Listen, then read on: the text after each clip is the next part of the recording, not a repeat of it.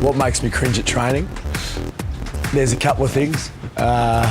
When there's match practice and you know that blokes are going full steam, the thought of someone getting hurt obviously is in the back of your mind. Running during pre-season's probably the least favourite bit, but it has to be done.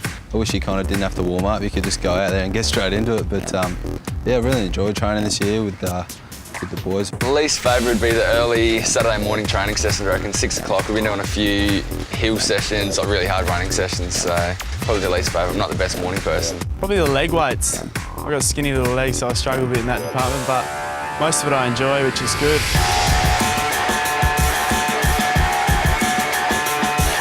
An awful lot of effort goes into building AFL players by a lot of people.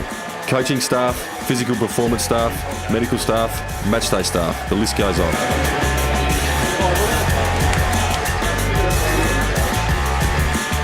At the Brisbane Lions, at least 15 of them are employed just in the physical performance side of things to support our 48 men on our team list. Former Adelaide Crows forward and now sports scientist Brett Burton oversees it all. Everything they put in their mouths, everything they do to their body, sleep, everything, their whole day basically revolves around them preparing themselves to the best of their ability so they can perform on game day. So, I guess it's a very competitive environment that we live in.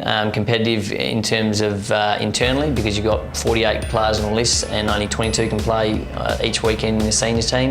But also competitive because you've got 18 teams in the competition.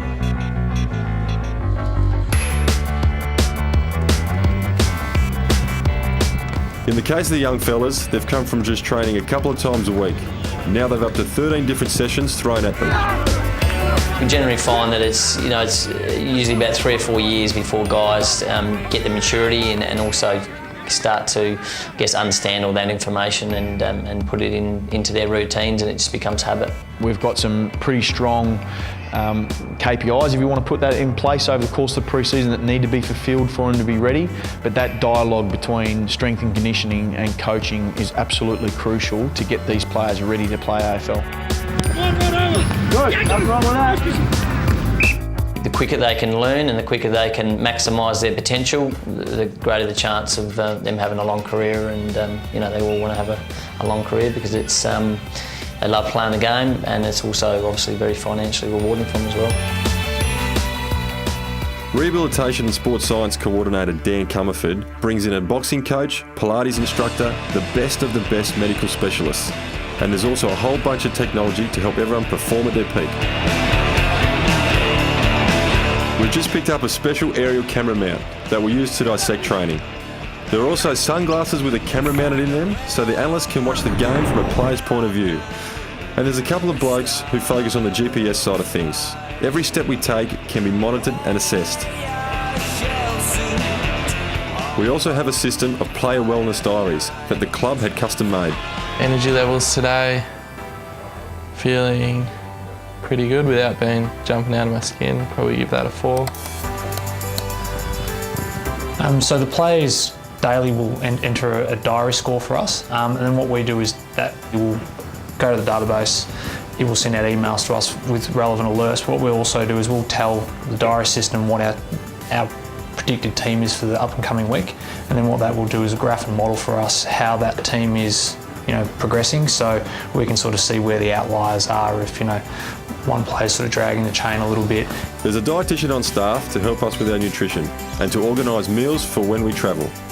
She also keeps track of our weight, our skin folds and how hydrated we are. We try and, with the younger boys, take them on shopping tours, cooking classes, and even going to their homes individually to show them meals of things they can cook, as well as ideas of healthy takeaway choices out there that they can do if they don't have time.